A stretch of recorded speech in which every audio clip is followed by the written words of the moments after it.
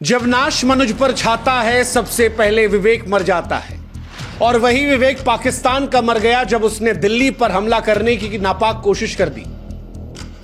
भारतीय फौज ने वो हमला तो नहीं होने दिया, लेकिन पाकिस्तान ने अपने आतंकी इतिहास में मानो अपने ताबूत में आखिरी कील को ठोक दिया, क्योंकि उसके बाद भारत का जो जवाब है वो पाकिस्तान को सदमे में ला चुका है। पूरा पाकिस्तान खौफ में है।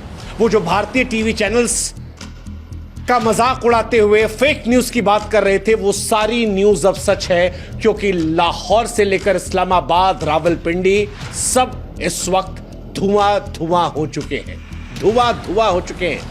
भारत ने पाकिस्तान को वो जवाब दिया है जो तारीख में पाकिस्तान की कौम भूल नहीं पाएगी। आप पाकिस्तान के टीवी चैनल्स खोल लीजिए, आप पाकिस्तान के नेताओं को सुन लीजिए, या पाकिस्तान में DGISPR के सोशल मीडिया पर बयान सुन लीजिए, उनकी रूह कांपती हुई नजर आ रही है। चेहरे की उड़ी हुई हवाइयां इस बात को बता रही हैं कि पूरा पाकिस्तान कांप रहा है उस नापाक ख्याल से जो उसने दिल्ली पर हमला करने की सोच ली।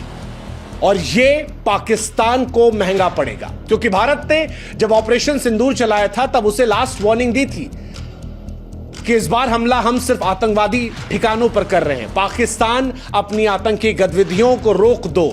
अगर भारत के खिलाफ साजिशों को नहीं रोकोगे तो अंजाम इतना भयावह होगा कि सदियों तक उस त्रासदी के जख्म से उभर नहीं पाओगे।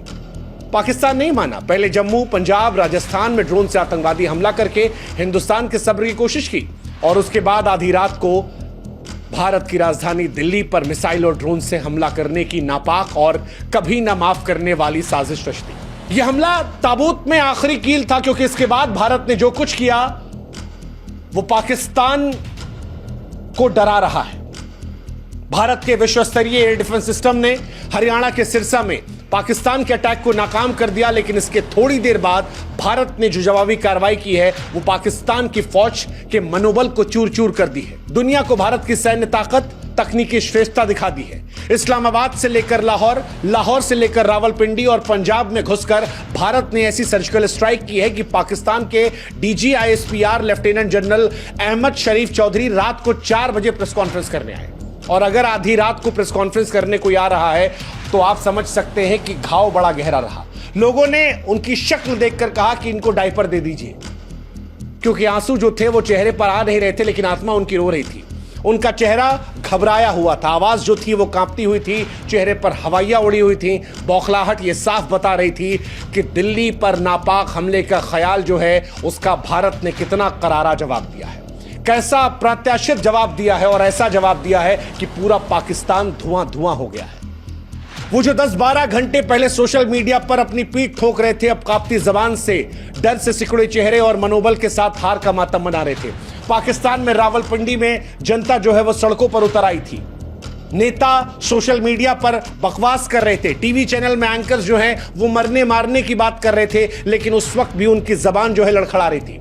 पाकिस्तान ने कोशिश की उसके बाद भारत पर अटैक करने की, लेकिन भारत का एयर डिफेंस सिस्टम पाकिस्तान को शर्मिंदा कर रहा है, और पाकिस्तान ने चाइना से जो सामान खरीदा था वो भी उनको शर्मिंदा कर रहा है। लाहौर का पूरा एयर डिफेंस सिस्टम खत्म हो चुका है, और साथ ही खत्म हो चुका है पाकिस्तान के 3 प्रमुख एयरबेस, नूर खान एयरबेस रावलपिंडी का, रफीकी एयरबेस शोरकोट का, और मुरीद एयरबेस चकवाल का। इन तीनों जगहों को हिंदुस्तान ने खत्म कर दिया।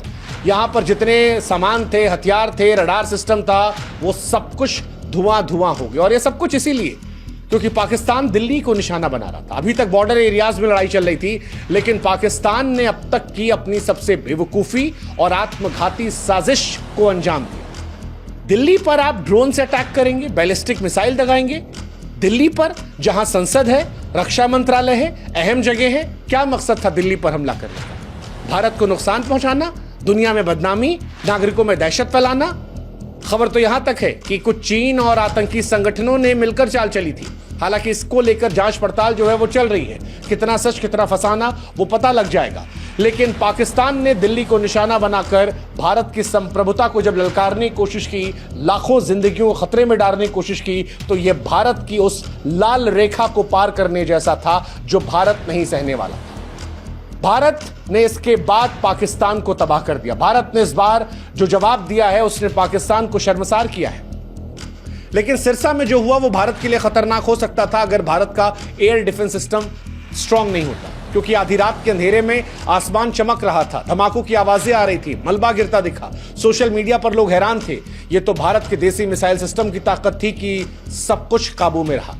भारत की सैन्य शक्ति ने भारत के लोगों को सुरक्षित रखा, लेकिन पाकिस्तान की करतूत ने बताया कि वो शांति का दुश्मन है।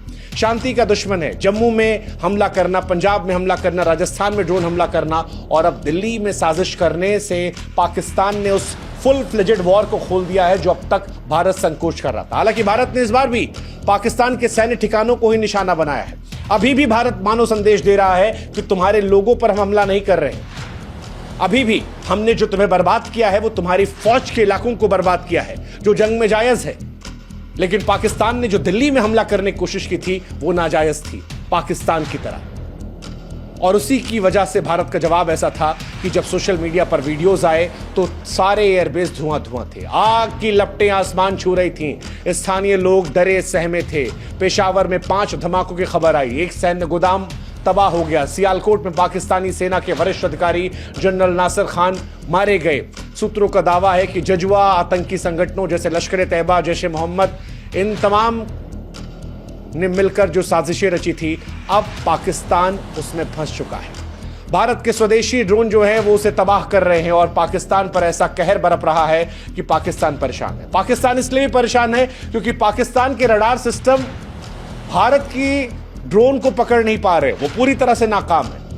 पाकिस्तान का एयर डिफेंस सिस्टम पूरी तरह लाचार है। कईयों का तो मानना है कि भारत ने साइबर वॉर के जरिए पाकिस्तान के रडार और कमांड सेंटर को जाम कर दिया था, जिसकी वजह से उसकी रक्षा प्रणाली कागज की शेर बनकर रह गई और जब हमारे ड्रोन यहां से गए तो वो बेखबर थे। इसी वजह से उनको इतना भारी नुकसान जो है वो देखने को मिला।